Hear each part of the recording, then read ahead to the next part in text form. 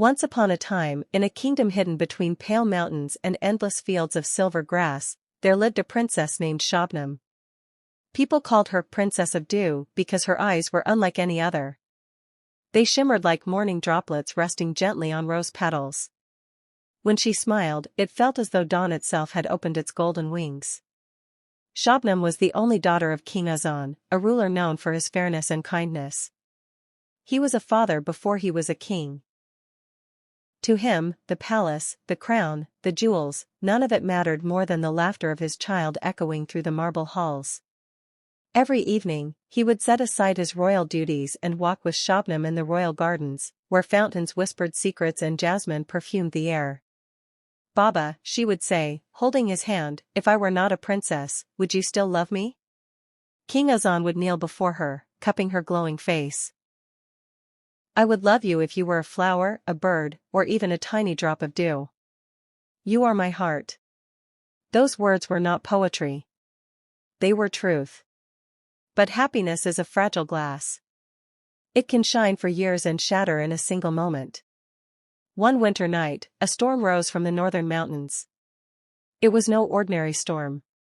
Lightning struck the palace tower, and thunder roared like a wounded beast.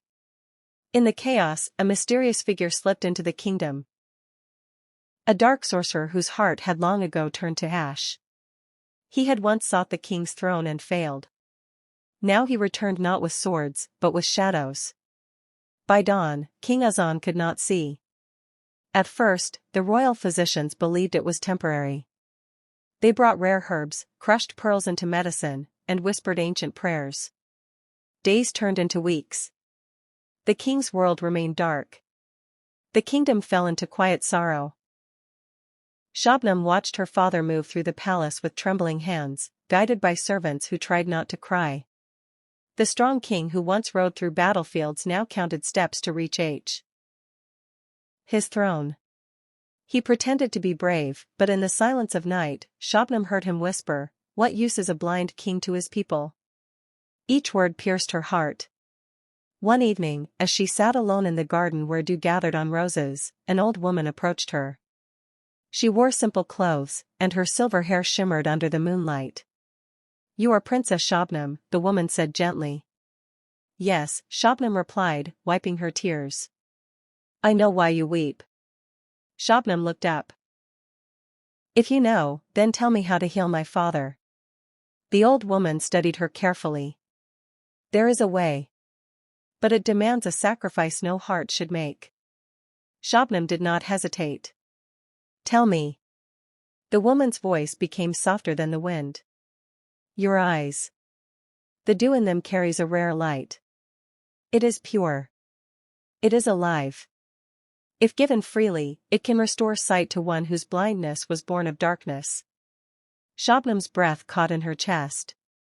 Her eyes, her father's favorite feature. The eyes he used to say reflected the sky. "And what will become of me?" she asked. "You will never see again," the woman replied. "Your world will turn into endless night." There was no drama in Shabnam's heart. No battle of fear and courage. There was only love. "If my father sees the sunrise again," she whispered, "then I will gladly live in darkness." The old woman nodded, and in that moment, her appearance shifted. She was no ordinary woman, but a guardian spirit of the kingdom, bound to test the purity of its royal blood. "Are you certain?" she asked one final time. Shabnam closed her shimmering eyes. "I am."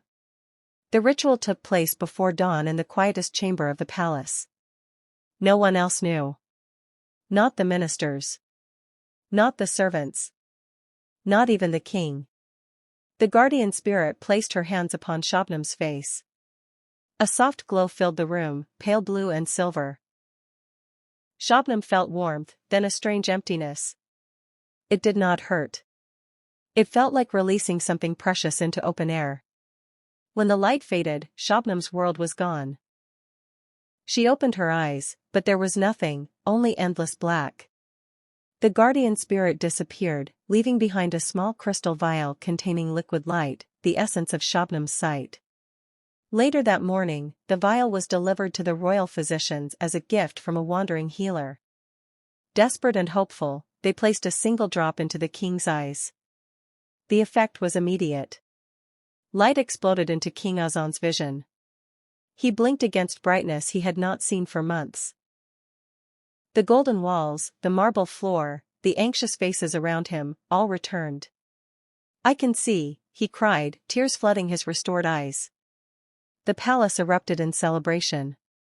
But joy turned to confusion when they realized Shabnam was not present. King Azaan rushed to her chambers.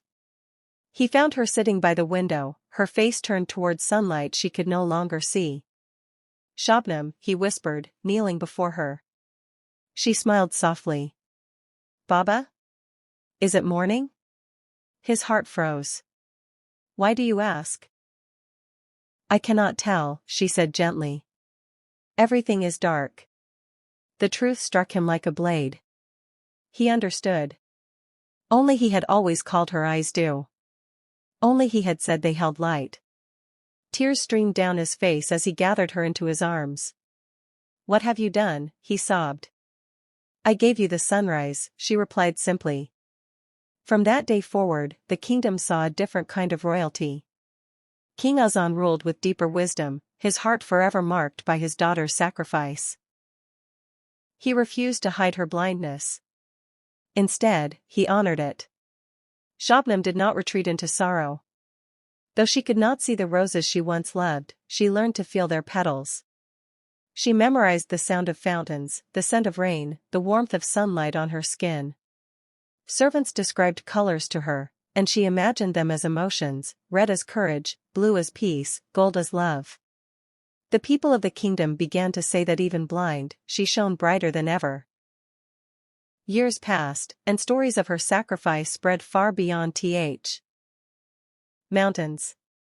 Travelers came just to hear her speak. They expected tragedy. Instead, they found serenity. One day, a young girl asked her, "Princess, do you miss your eyes?" Shabnam paused. "I miss seeing my father smile," she admitted. "But I hear it in his voice. And that is enough." Her words carried more power than any crown. The dark sorcerer who had caused the king's blindness eventually heard of what had happened. He returned in secret, curious to see the destruction he had hoped to cause. Instead, he found a kingdom united by love. He watched from shadows as the king walked beside his blind daughter, guiding her gently, though he knew she had once guided him in ways far deeper. For the first time in his cruel life, the sorcerer felt something unfamiliar: shame. He approached the palace gates and surrendered himself. "I came to destroy," he confessed before the court. "But I have witnessed a light stronger than any magic." King Azaan could have ordered his execution. Instead, he looked at Shabnam.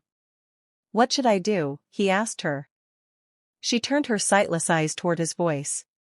"If darkness can take sight, perhaps forgiveness can restore souls." And so the sorcerer was not killed. He was stripped of power and ordered to serve the kingdom in humility. Over time, even his hardened heart softened. Shabnam grew older, her beauty no longer defined by shimmering eyes but by unshakable grace. She never married, though many princes offered their hands. She said her life belonged to her people and to the father whose world she had restored. When King Azaan eventually passed away from age, he did so holding her hand, looking into eyes that could not see him, but feeling a love that needed no vision. "My light," he whispered with his final breath. After his death, the people begged Shabnam to become queen. She accepted, not for power, but for duty. Queen Shabnam ruled with a wisdom that astonished neighboring lands. She listened more than she spoke. She judged with fairness. That seemed almost divine. Without sight, she saw truth more clearly than most. Under her reign, the kingdom flourished. Poverty lessened. Justice strengthened. And every year, on the anniversary of the king's restored sight, the people celebrated the Festival of Dew, a day when lanterns filled with silver light were released into the night sky. They said each lantern represented a tear of love that had transformed into hope. In her later years, Queen Shabnam often sat in the garden at dawn. Though she could not see the sunrise, she felt its warmth. She would whisper softly, "Baba, is it beautiful?" And somewhere in the rustling leaves and singing birds, it felt as though the answer came. "Yes, my light. It is." When she finally left this world, she did so peacefully, a gentle smile on her face. The people wept not only because they had lost a queen, but because they had witnessed a miracle of love in human form. Legend says that on the morning after her passing, the entire kingdom was covered in dew brighter than ever before. Each drop shimmered like tiny silver eyes upon the petals of roses. And though no one could prove it, many believed that Princess Shabnam's light had not disappeared. It had simply spread across the world, quiet, gentle, and eternal.